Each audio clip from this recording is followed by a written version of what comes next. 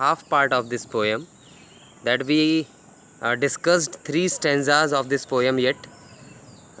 अब आगे के जो 3 स्टैंजा हैं बेटा उस पे हम लोग डिस्कशन करेंगे, उसका एक्सप्लेनेशन किया जाएगा.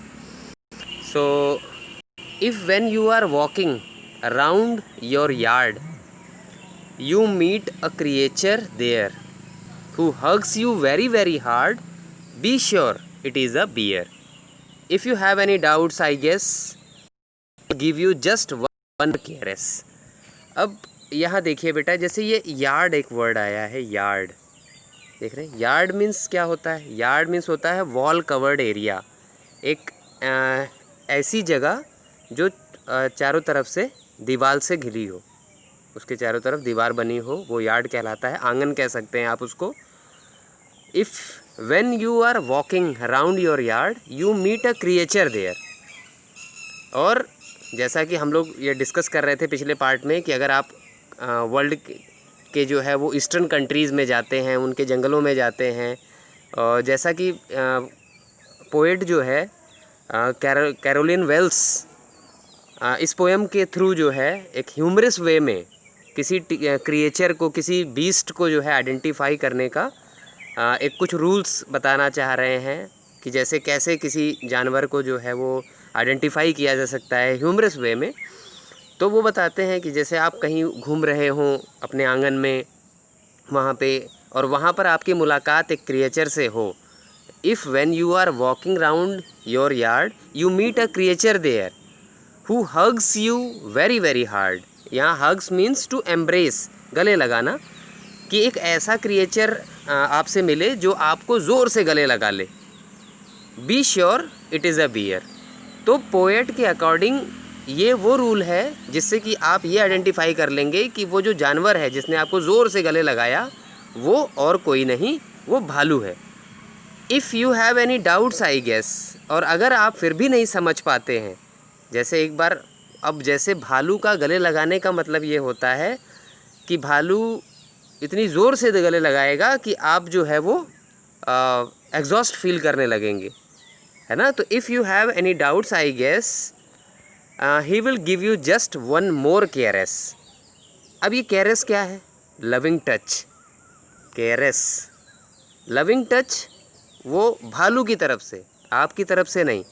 अगर जो है मान लीजिए कि अगर आपको ऐसा फील होता है कि हाँ वो आपको गले लगा रहा है, वो आपको प्रेम कर रहा है, प्यार से जो है सहला रहा है, ऐसा नहीं है. उसका जो हग है, उसका जो एम्ब्रेस है, वो कहीं ना कहीं आपके लिए प्राणघातक है. तो लेकिन इस रूल से आप ये ज़रूर जान जाएंगे कि वो जो बीस्ट है वो भालू है. So I hope it is clear. Now let's move to the next stanza. Though to distinguish beast of prey, a novice might nonplus, the crocodile you always may tell from the hyena thus. Hyenas come with merry smiles, but if they weep, they are crocodiles. Though to distinguish beasts of prey. अब ये बेटा देखिए, beasts of prey means, ये beasts of prey. Beasts of prey means an animal eats other animals by killing it. Beast of prey का मतलब वो जानवर जो दूसरे जानवरों को मार के खाते हैं, बीस्ट ऑफ प्रे. ये सेकंड एक वर्ड है इसमें, नोविस. देखिए बेटा, नोविस, नोविस मीन्स होता है न्यू, नया. Though to distinguish beast of prey. अब distinguish means to make a difference, उनको जैसे पता लगाना, डिस्टिंग्विश करना. A novice might nonplus. अब बेटा नॉन प्लस क्या है? Nonplus means puzzled, confused.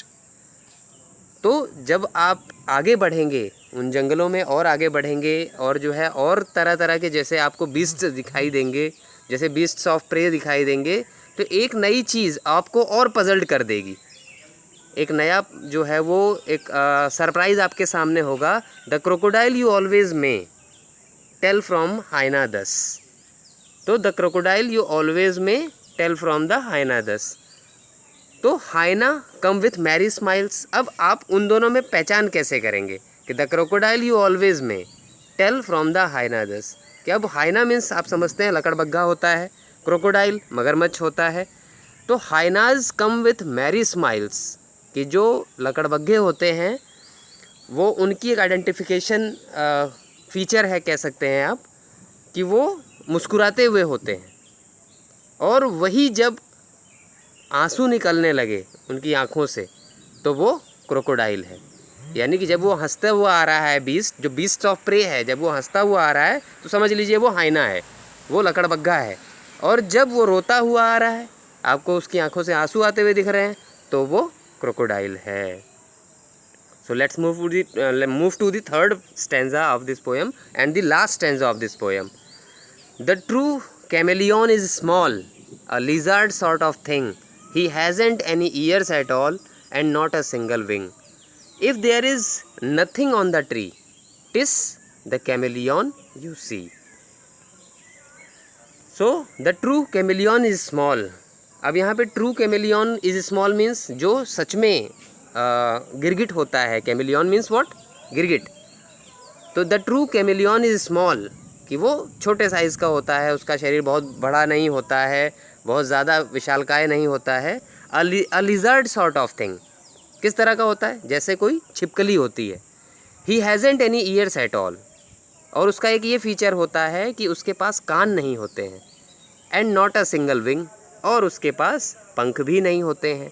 If there is nothing on the tree, और जैसे उन जंगलों में जब आप किसी पेड़ पर नज़र डालेंगे, जब आपकी नज़र किसी पेड़ पर जाएगी और आप देखेंगे और आपको ये लगे कि if there is nothing on the tree, कि अगर पेड़ पे आपको कुछ ना दिखे तो समझ लीजिए कि this means it is the chameleon you see. जैसे हमने बताया था ना कि जहाँ पे ये टी कैपिटल हो और उसके आगे किसी लेटर को इस्तेमाल किया गया हो, जैसे टिस लिखा है, या उससे पहले पोएम में एक बार आया था, आपने देखा था वो ट्विल आया था, ये ट्विल देखिए ट्विल आया था। तो ये जो है वो इट के लिए यूज़ होता है। तो वो ये it is the chameleon you see. अगर पेड़ पे आपको कुछ नहीं दिखता है तो फिर वो समझ लीजिए कि वो गिरगिट है, कैमेलियन है। सो बेटा ये देखिए, जैसे इस पोएम का ये लास्ट स्टैंजा था और पोएम एक्सप्लेन हो चुकी है, इसका जो है एक्सप्लेनेशन हो चुका है। तो अगर इन केस कोई ऐसा पोर्शन है जो आपको समझ में नहीं आया तो आप उसकी क्वेरी कर सकते हैं बेटा। तो आप ये वीडियो जो है वो सिंसियरली और पूरा कंसंट्रेटली जो है वॉच करिए, और कोई अगर इस तरह की प्रॉब्लम आती है, कोई कन्फ्यूज़न है, तो वो आप पूछिए। ठीक है बेटा, ओके।